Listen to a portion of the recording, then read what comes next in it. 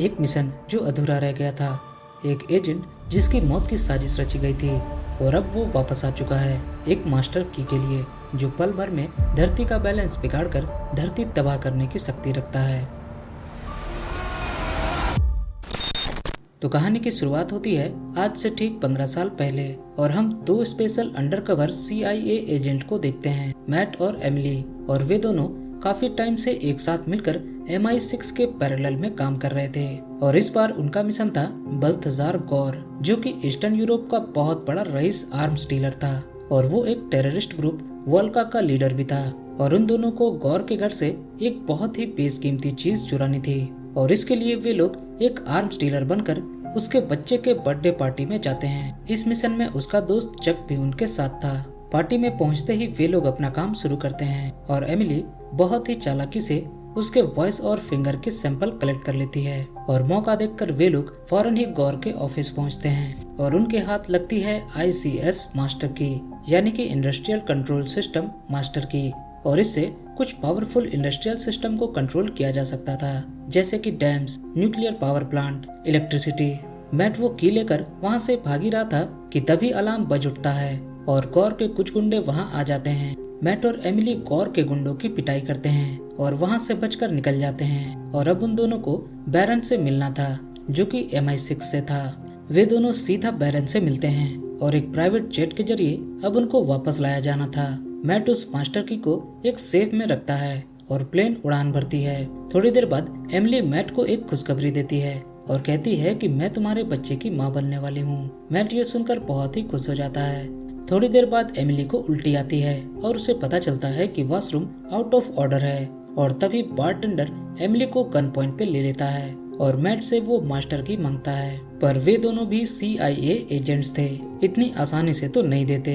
Plane के अंदर उनकी फाइट उन गुंडों से होने लगती है और इसी बीच गलती से प्लेन के पायलट को गोली लग जाती है और प्लेन सीधा बर्फीले पहाड़ों के बीच क्रैश लैंडिंग के लिए बढ़ने लगता है। मैट और उस गुंडे के बीच फाइट हो रही थी कि तभी सेफ उस गुंडे के हाथ लग जाता है, पर इसी बीच वो प्लेन क्रैश करता है और गुंडा सेफ के साथ बर्फीले पहाड़ों में कहीं दबकर मर जाता है। थोड़ी देर बाद वो प्लेन बर्फ में खिसकते हुए एक बहुत ही ऊंची चोटी से गिरने वाली थी। मैट फौरन ही एक पैराशूट एमिली को पहनाता है और वो मैट को कसकर पकड़ लेती है और कुछ पसलियां तोड़वाने के बाद आखिरकार वे दोनों जिंदा थे। पर अब वे लोग समझ चुके थे कि वे लोग बच्चों के साथ साथ इस काम को पूरा नहीं कर सकते और वे दोनों धोखेबाज का पता लगाने के बदले एक आम जिंदगी चुनना पसंद करते हैं और दो हाईली ट्रेंड CIA एजेंट्स को इसी प्लेन क्रैश में दफना देते हैं। और अब पूरे 15 साल बीत जाते हैं और मैट और एमिली एक नॉर्मल फैमिली की तरह जिंदगी गुजार रहे थे और उन दोनों के दो बच्चे भी थे, एलिस और लियो जिसे कूल गैजेट्स बहुत ही पसंद थे और एलिस जो अब 14 साल की हो चुकी थी। मैट और एमिली एक नॉर्मल पेरेंट्स की तरह अपने बच्चों को स्कूल छोड़ने जाते हैं, पर एक दिन वे लोग एलिस को उसके बॉयफ्रेंड के साथ पकड़ लेते हैं। एमिली उससे अभी तो कुछ नहीं कहती और फिलहाल वहाँ से चली जाती है, पर शाम के वक्त एलिस पढ़ने का बहाना बनाकर स्कूल से ही सीधा क्लब में चली जाती है। एमिली को जैसे ही इस बात का पता चलता है तो वे दोनों फौरन ही क्लब में पहुँचते हैं। मैट अपनी बेटी को घर वापस चलने को कहता है, पर वहाँ मौजूद एलिस के कुछ दोस्त मैट को बुढ़ा बोलकर चिढ़ाने लगते हैं और वे लोग धक्का मुक्की पर उतर आते हैं, पर उन्हें क्या पता था कि वे लोग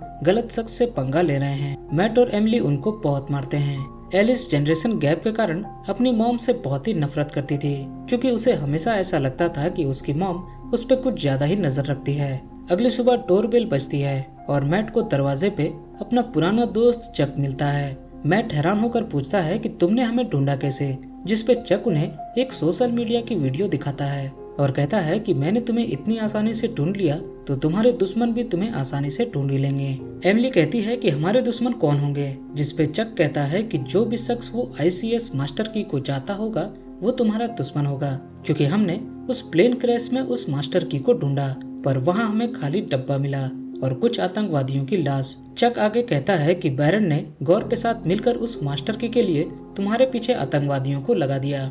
चक आगे कुछ कहता कि तभी एक गोली चलती है और चक वहीं मारा जाता है और अब वे लोग भारी मुसीबत में थे और उनके साथ साथ उनके बच्चे भी। और अब वे लोग अपने बच्चों को लेने के लिए स्कूल की तरफ भागते हैं और इसी बीच मैट कहता है कि वो मास्टर की मेरे पास है।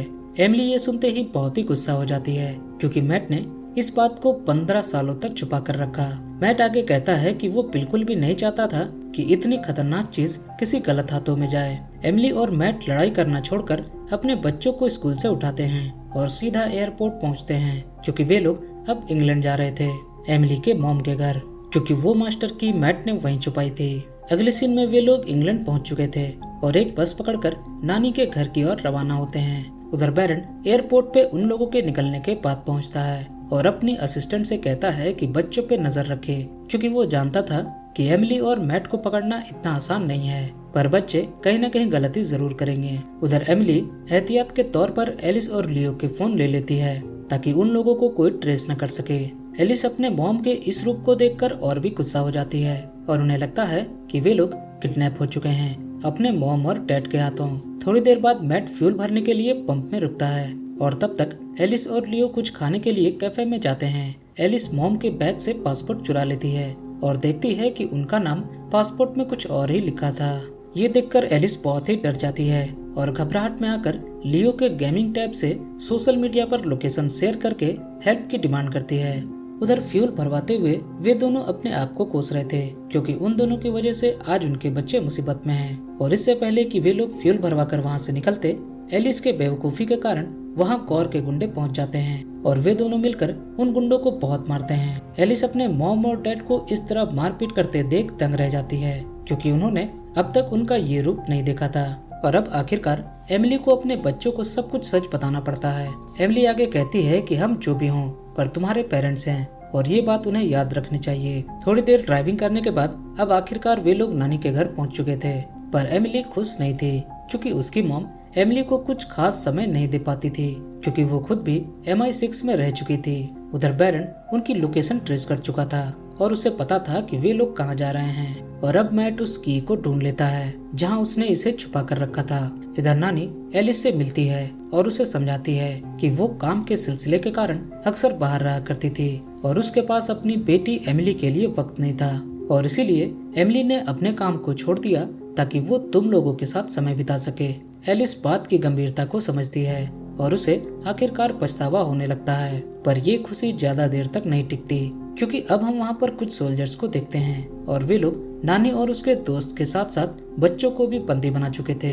एमिली बैरन को आवाज लगाती है, क्योंकि उसे लगता है कि इन सब के पीछे बैरन है, पर सामने आता है चक। वे दोनों चक को देखकर दंग रह जाते हैं। चक आगे कहता है कि उसने अपनी नकली मौत का प्लान बनाया और बैरन के बारे में उन्हें झूठ बोला ताकि वे लोग बैरन के पास न जाएं। एमिली कहती है कि तुम तो हमारे दोस्त थे, फिर ऐसा क्यों किया। चक कहता है कि तुम लोगों ने प्लेन क्रैश का बहाना बनाकर की को गुम करवा दिया और एजेंसी ने मुझसे सब कुछ छीन लिया, मेरा घर, मेरी पेंशन, मेरा रुतबा, सब कुछ। और अब मैं इस की को बड़े बड़े गैंगस्टर को बेचकर बहुत सारे पैसे कमाऊंगा।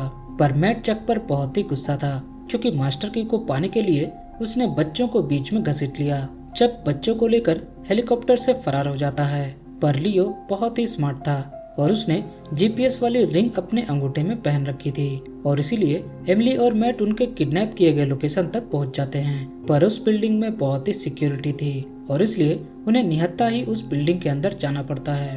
उधर चक अपनी फ्रेंड की मदद से सारे गैंगस्टर को डेमो दिखाता है और पूरे शहर की बिजली को उड़ा देता है और थेम्स नदी के डैम को भी खोलकर दिखाता है और कहता है कि ये मास्टर की बहुत ही पावरफुल है और आज हम आपको की नहीं बेच रहे बल्कि पावर बेच रहे हैं। उधर बैरन भी उस बिल्डिंग में आ चुका था और वो मैट से कहता है कि मैं जानता हूँ तुम्हारे पास वो की नहीं है और मैं फिलहाल तुम्हें पकड़ने यहाँ नहीं आया हूँ। और वे सारे लोग मिलकर चक को पकड़ने के लिए जाते हैं। चक मौका देखकर वहाँ से फरार हो जाता है, पर नानी का दोस्त चक के फ्रेंड के गाड़ी को टक्कर मारकर उसे बेहोश कर देता है और की को हासिल कर लेता है। उधर चक नदी के बैरियर खुले होने के कारण बोट के जरिए बच्चों को लेकर शहर से भागने की कोशिश में था, पर मैट इतनी आसानी से उसे छोड़ने वाला नहीं था और वो एक दूसरी बोट लेकर उसके पीछे लग जाता है। उधर गेट के ऑफिशियल्स गेट को बंद करने की कोशिश करते हैं, पर मास्टर की न होने के कारण वो ऐसा नहीं कर पाते और उधर नानी का दोस्त किसी तरह उस गेट को बंद करने में कामयाब हो जाता है। उधर मैट समय रहते अपने बच्चों को चक की बोट से बचा लेता है और चक को पीटने के बाद वो कहता है कि तुम्हें बच्चों को बीच में नहीं लाना चाहिए था और खुद उस बोट से कूद जाता है और चक की बोट बंद होते हुए गेट से टकरा जाती है और एक बहुत बड़ा धमाका होता है और हर कहानी की तरह ये भी खत्म कहाँ होने वाली थी। और अगले सीन में हमें पता चलता है कि बैरन को चक की लाश नहीं मिली है और बैरन को उन दोनों की मदद चाहिए। और अगले पार्ट के लिए प्लॉट को सेट करते हुए ये अमेजिंग सी मूवी यहाँ खत्म हो जाती है। मैं मिलूंगा आपसे अगली वीडियो में, तब तक के लिए बाय बाय।